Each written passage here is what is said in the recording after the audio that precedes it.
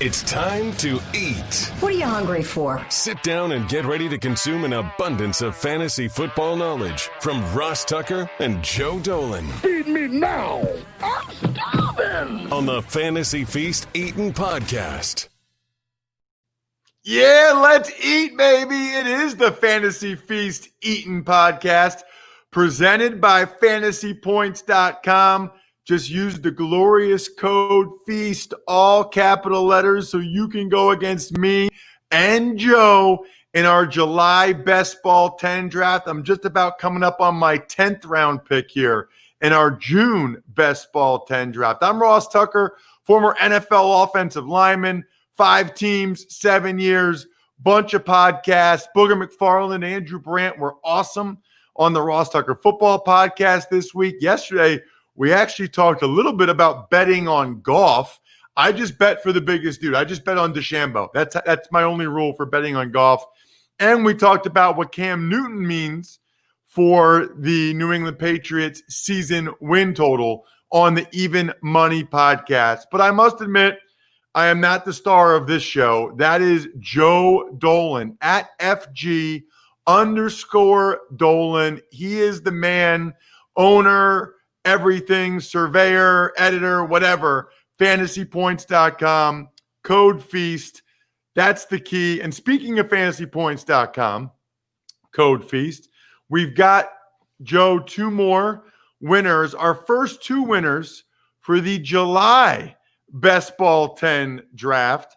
Kevin Herb, who is relentless. Not only did he sign up at fantasypoints.com, code FEAST, he's emailed me like 4 times with Amazon purchases, other things, relentless. And Sean Davis emailed me. He's in as well. Not only did he sign up at fantasypoints.com, code FEAST, but he had a story that overwhelmed me. And so he's in as well. So we're going to have 4 more episodes in the month of July, which means every episode here, we will announce 2 new winners for our July Best Ball 10 draft. And remember, in August, that's the big daddy of them all. That's the Rose Bowl, if you will. That's the season-long league you can enter to be in against me and Joe. Joe, good morning, good afternoon, whatever. Happy to have you. It's morning still here, Ross. It's the same with you. I don't know when people are going to be watching this, but it's good. It's good to be with you. You might notice that throughout the next couple of weeks, the room behind me is going to get gradually emptier because I am moving to South Carolina in 3 weeks. You and I probably should have to have a talk about that, Ross, because my schedule might be a little thrown off. But I will always have time for drafting. I will absolutely guarantee you that on my phone.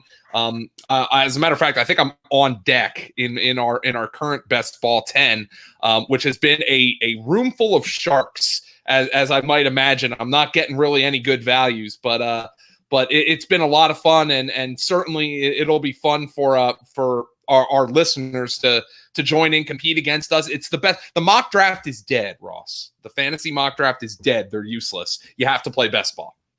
I cannot wait. Next week, we'll go over our June draft, and you can tell me where I went wrong, where you went wrong, because that is real life experience and the decisions that all of our listeners are making right now and will be making in August.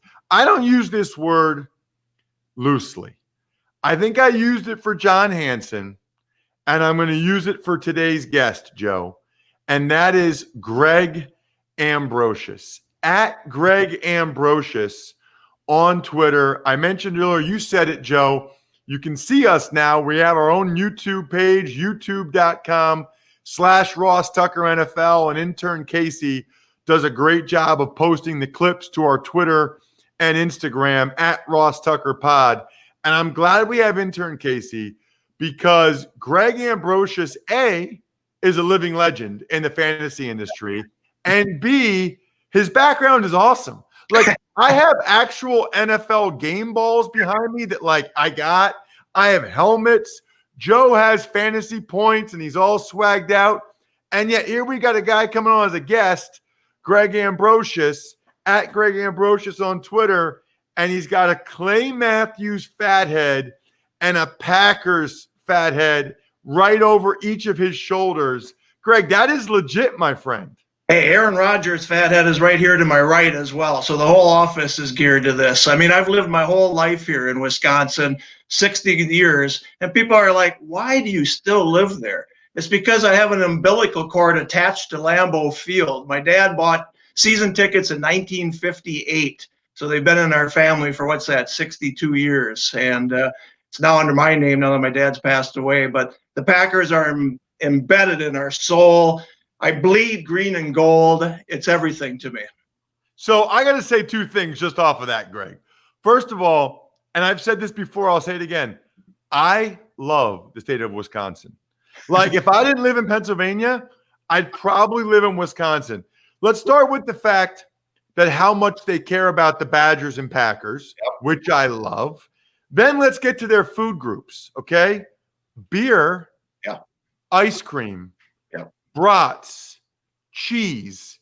Like, these are my people. And they happen to be the nicest people in the history of the world. It's crazy. Like, I went to Madison one time, Greg, was walking up and down State Street. I mean, like, every other restaurant or store is either an ice cream or a beer place. And then you get to the student union, Joe, on campus. I know Joe's a Penn State guy. I love Penn State Joe. But the student union at Wisconsin is on the water, and they sell beer and brats there. I would have gone to class exactly 0 times my whole time in Wisconsin if I had been a Badger. Well, I'll say one thing. I asked you if you've ever been to Lambeau Field, and you said not. So I'm going to have to take you as a guest, I think, someday, because the experience of Lambeau Field is so fantastic. It was built right in the middle of the city. So there's homes all the way around Lambeau Field. So you park in the backyard of people's homes. Yes, there's a parking lot there, but it only holds about 20,000 people right now. And so you're always parking in people's backyard. Everybody's tailgating together. It's such an experience. And then you can't get out after the game because the traffic is too much. So you refry. You do it all over again, and you stay for another 2 hours. So it's a 12-hour day when you go to a Packer game. I've never been to Lambeau Field. I don't know if you're.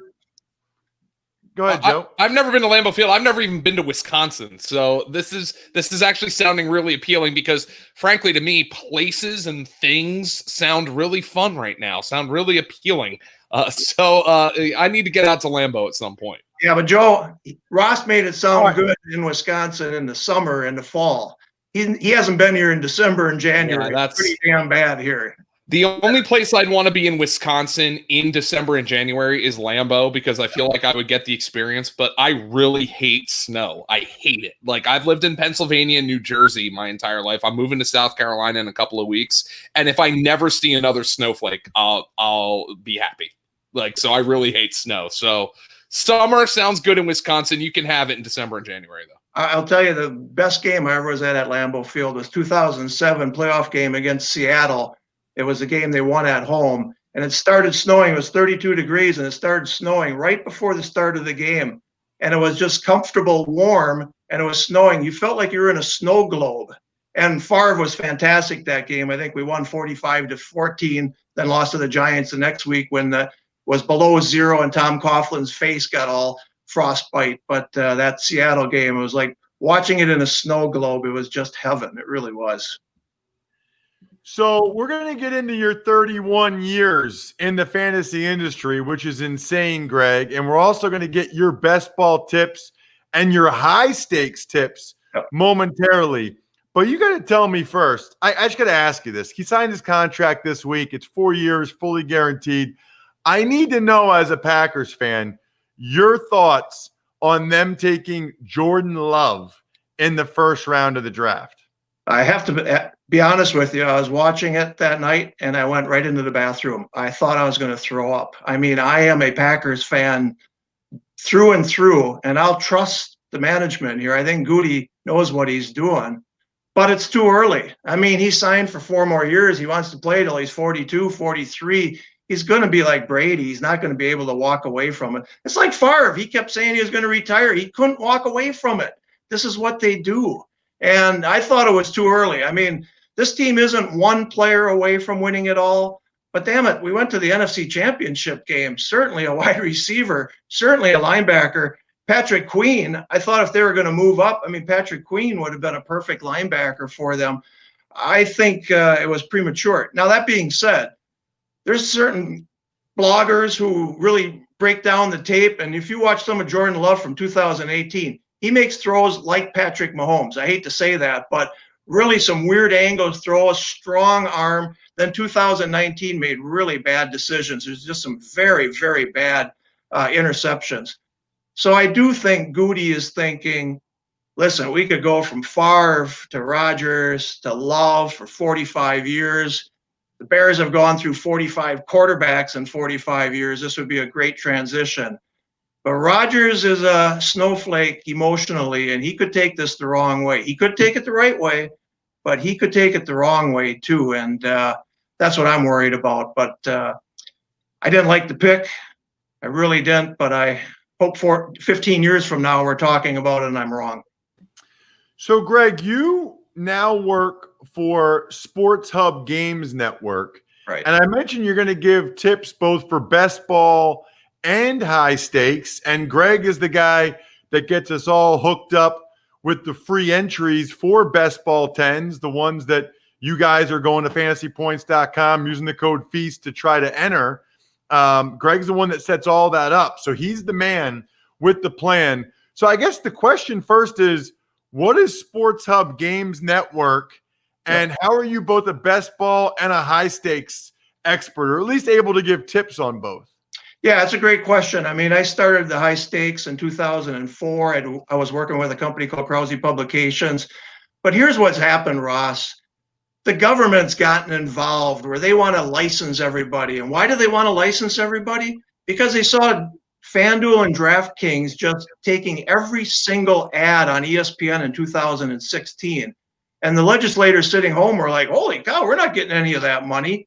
And they felt that every fantasy game operator was FanDuel and DraftKings, and they could take some money from them. So they started passing laws that we couldn't allow certain residents like Pennsylvania and New York unless we got licensed in those states. Now, we're not doing anything illegal. We're being a legitimate company. There's a federal law called UWEJA that was passed in 2006, and you have to guarantee the prizes. You have to do a whole lot of things. We are following that. But all these states are now, it's a money grab. And so game operators like myfantasyleague.com, they were called MFL10s.com. You remember that. This company was running them, but they had to get licensed in 18 different states. And a $10 product where you make $5 on each league wasn't economical. And so they felt that they couldn't go anymore. Our company was started in 2017 by a guy by the name of Rob Fithian. He's in the Hall of Fame as well. He's been in the industry since 94, 95. And he felt it was time to put all pay-to-play games, fantasy games, under one umbrella. You get one licensed, and now you do the high stakes, you do the best ball 10s, you do season long, you do all of this. So we're kind of in a buying mode, Ross. We're trying to combine a lot of pay-to-play fantasy games under one umbrella so that we have to pay one stupid state license for all of our companies. And that's really how it came about. Got it. Okay, that makes sense. Joe, you got something? Yeah, Greg. So I want to bring it into the modern day here. You're obviously talking about the laws, but obviously we have something going on in this country right now. You might have heard about it. And the fantasy industry, it's a big time business. Yep. It's a customer service business. It's an entertainment business. And our industry is completely built on these games being played. So could you talk about some of the challenges that you've had? And I know this is a fantasy football podcast, but with the baseball contest at the NFBC, with the NFFC, what are some of the meetings and the contingencies and the decisions that you've had to make in the current climate? Yeah, it's a good question, Joe. I mean, we run the National Fantasy Baseball Championship. It's a high stakes baseball. We've done it since 2004. Between all our high stakes, we've given away over $54 million since 2004. And baseball, we are really the only game in town. We have a fantastic game, a 15-team league format. It's very difficult. And our guys are just so committed. So over the last 16 years in baseball, we've given away $25 million. And we were having a record year. I mean, we had 15,000 teams signed up in high stakes. And we were going to New York City to host the live events in Manhattan, right across the street from Madison Square Garden. Flew there on March 12th. They had the Big East tournament, canceled it at halftime of one of the games. And it was like apocalyptic. People were just running everywhere to get taxis. Everything was being shut down. We had to shut down our contest the day before the live events. We had contests at the Bellagio in Las Vegas. We had to cancel them. We've canceled all of our contests that already had drafted because it's a 60-game season right now. It's just not fair.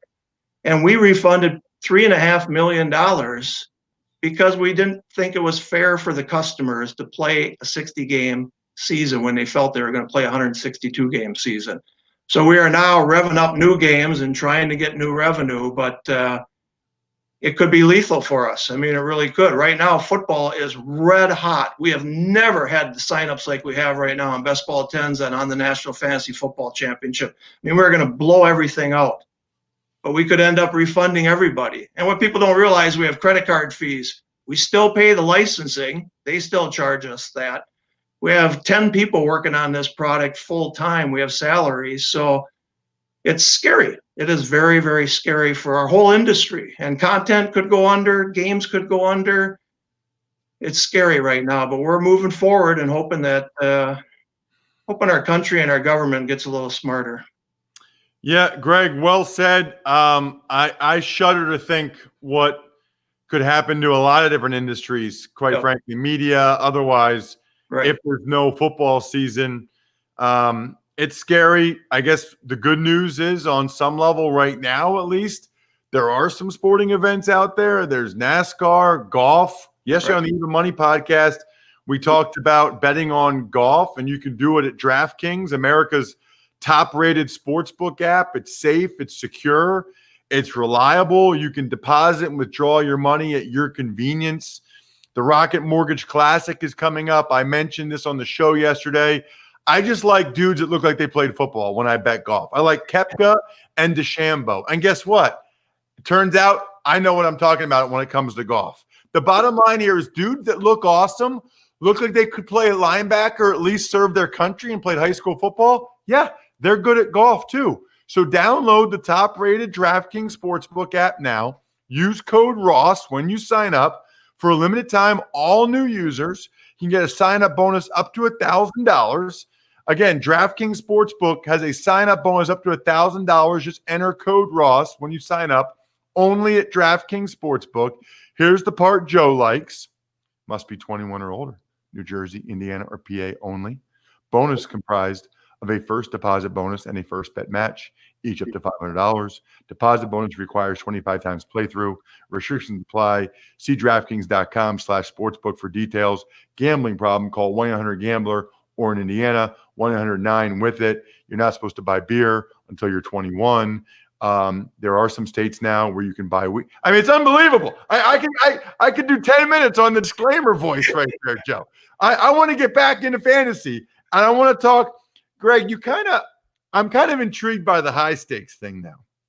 So explain to me the high stakes thing and what your tips are for people that are listening that might have that kind of disposable income. Yeah, our high stakes is unbelievable. I mean, we started in 2004 with a $1,250 entry fee. And I just thought, as Joe knows, back at that time, a lot of companies were going with free. They wanted the names, they wanted customers, then they would sell advertising online or whatever.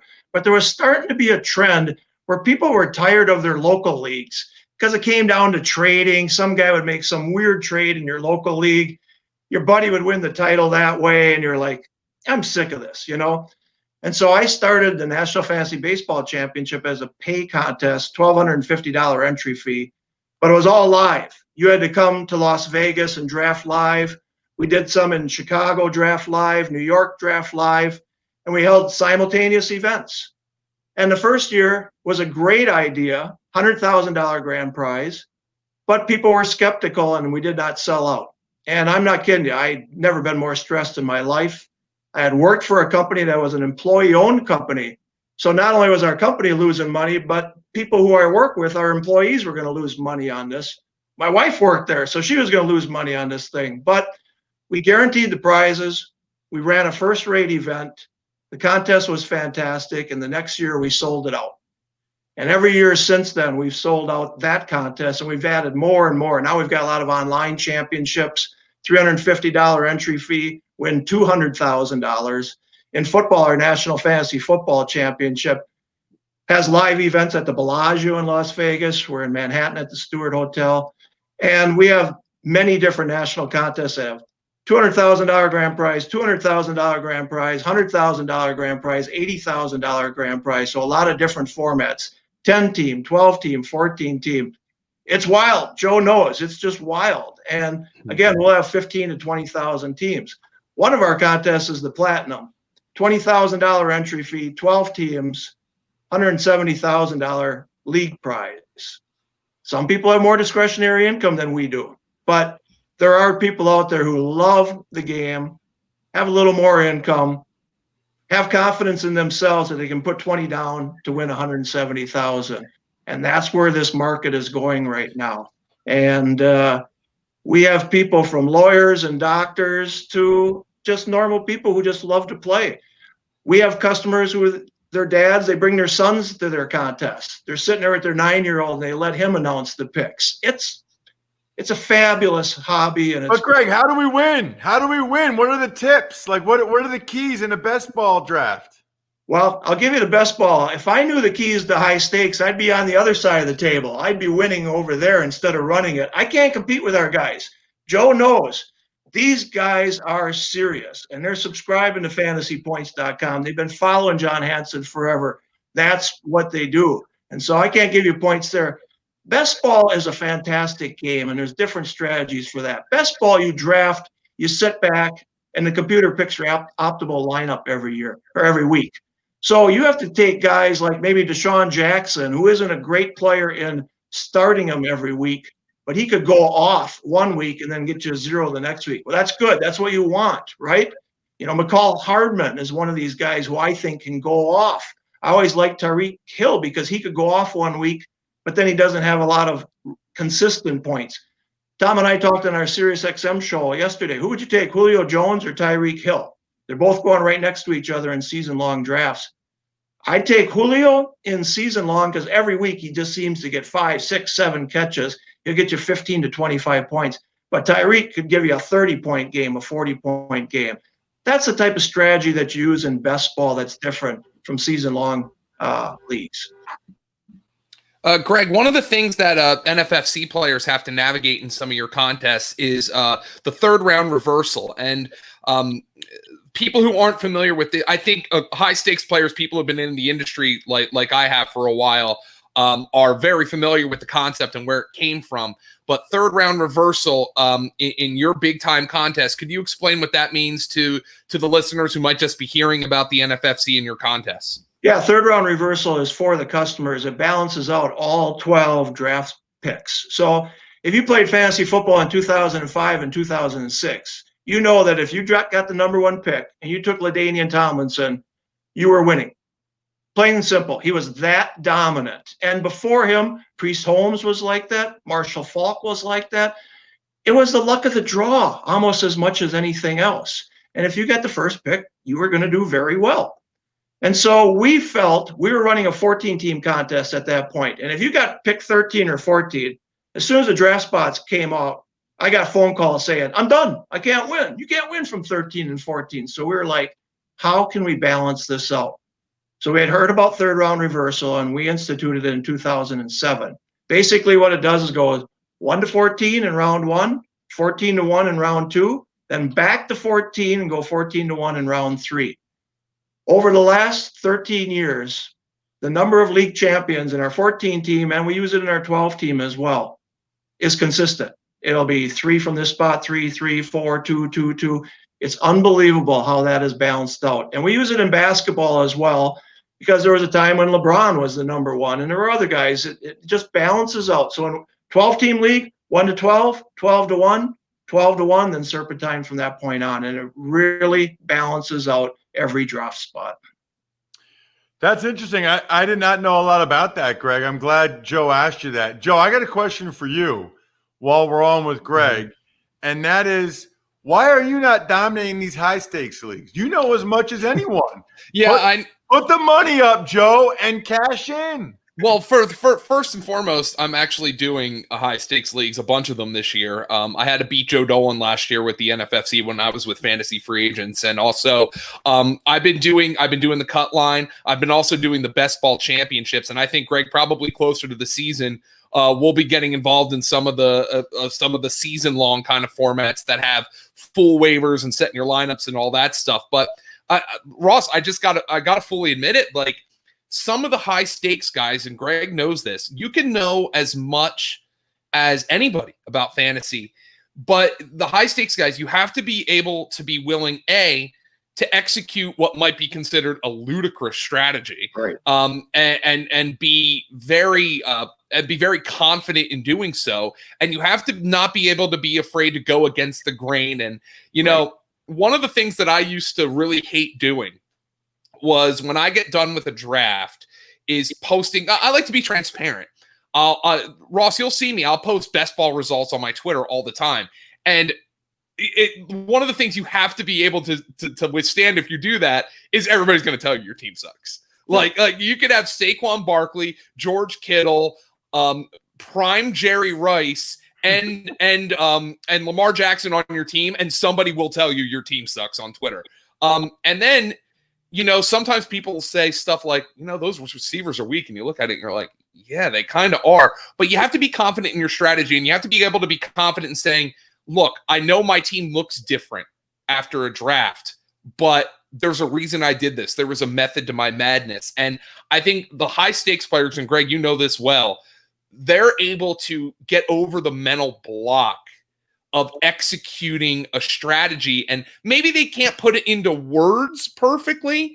And maybe they're not interested in putting it into words the way I am. That's, you know, I talk a lot, I write a lot. That's what I do. But maybe they're not interested in that. They just want to play. I'm sure you see a lot of off-the-wall strategies. I'm sure zero RB was popular in NFFC formats before it ever made it to the mainstream. What can you tell us about that in terms of the successful high-stakes players? Yeah, it was Sean Siegley who did that in our event, where he went his first 4 or 5 picks were all wide receivers. And at that point, it was tough for that 3-down back to be on many teams. And PPR was getting wide receivers at 20 to 22 points per game, and the running backs were really at 16 to 18. So he loaded up with 4 wide receivers, and he just dominated. In fact, not only did he win our 150,000 grand prize at that time, he took second as well. He had multiple teams, and he just killed.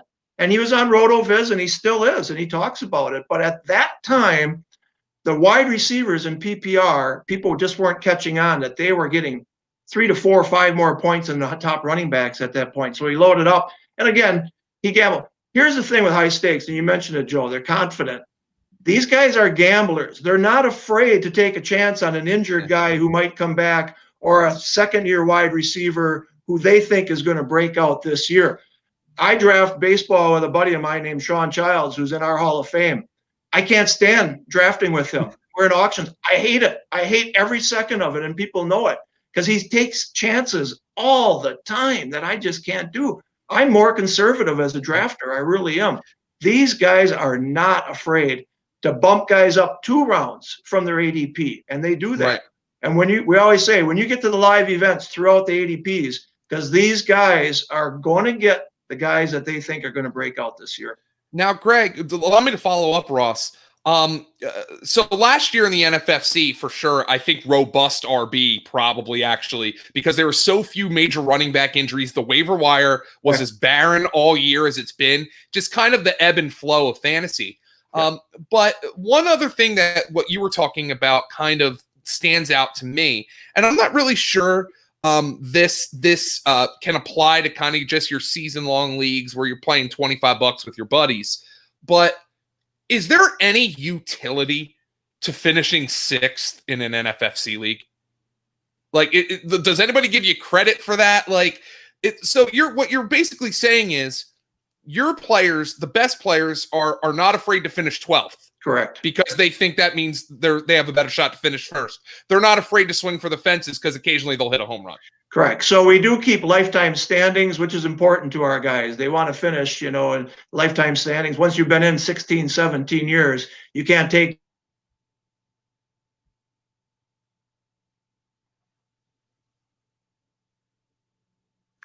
I think Greg might have just frozen on us, Joe. I think he did as well. Oh, here he goes. Here he goes. Greg's back. Greg, you froze on us for a second there. Yeah, you guys did too, I noticed. But what Joe was saying was correct. They don't worry about finishing last. They are taking their chances because they are going to try to win it all. I mean, not only first in their league, they're hitting the home run for the overall titles. That's what they're playing for. Well, Greg, most importantly, we want to thank you for coming on the show.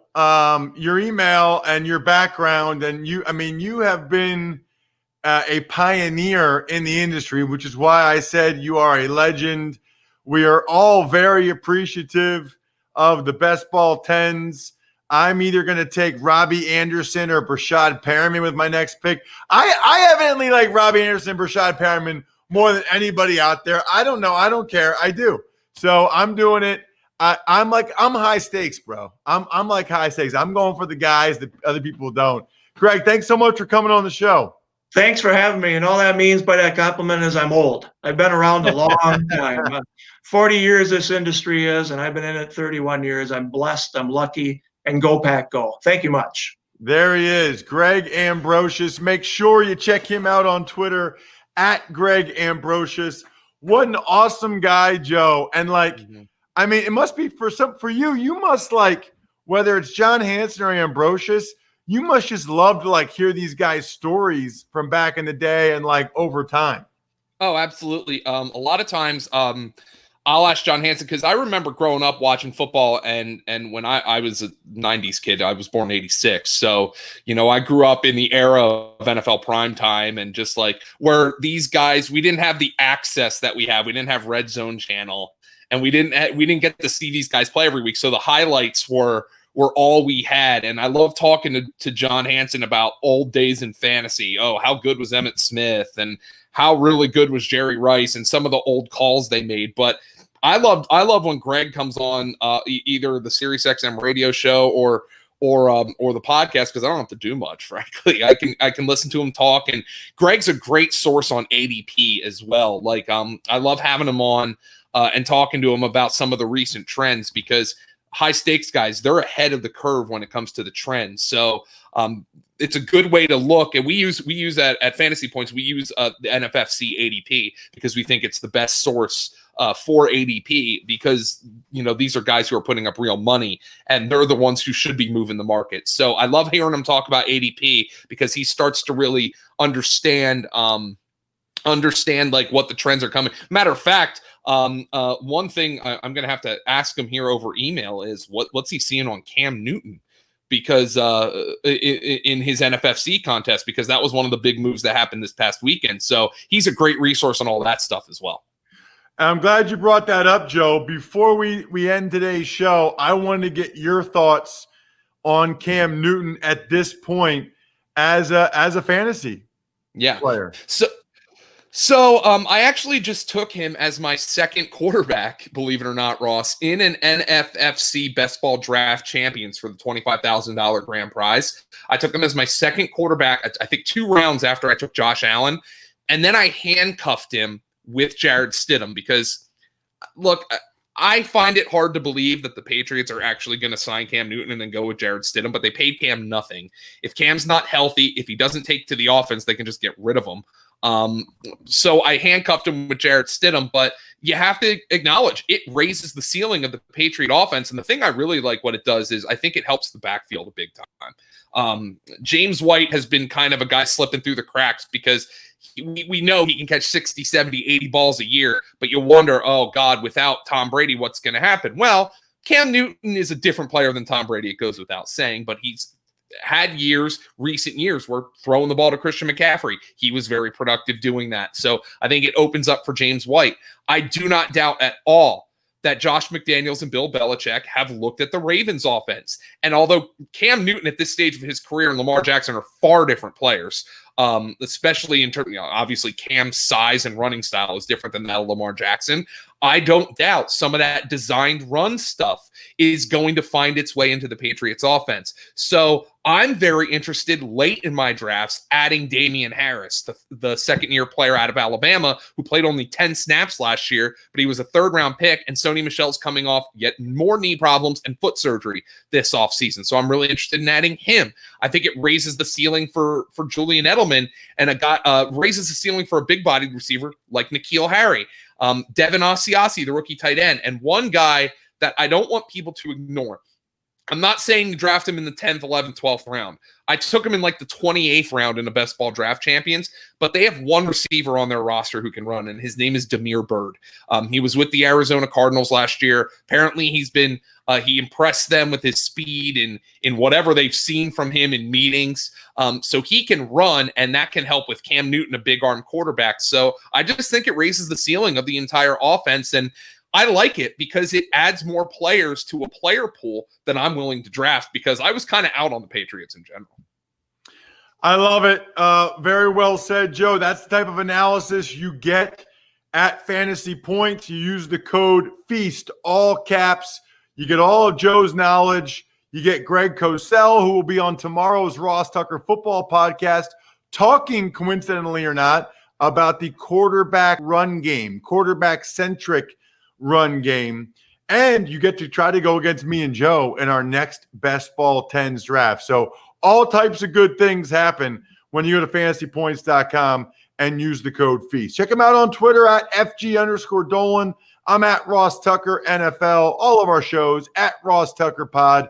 Totally stuffed. Check out Joe on YouTube. He's not quite as Fantasy Points swagged out this week. He actually has a Titleist hat on this week instead of a Fantasy Points hat. I guess he's given up. I guess he doesn't care about his company anymore. I don't know. I'm going to have to text his boss and tell him that Joe is not representing as well as he did a week ago.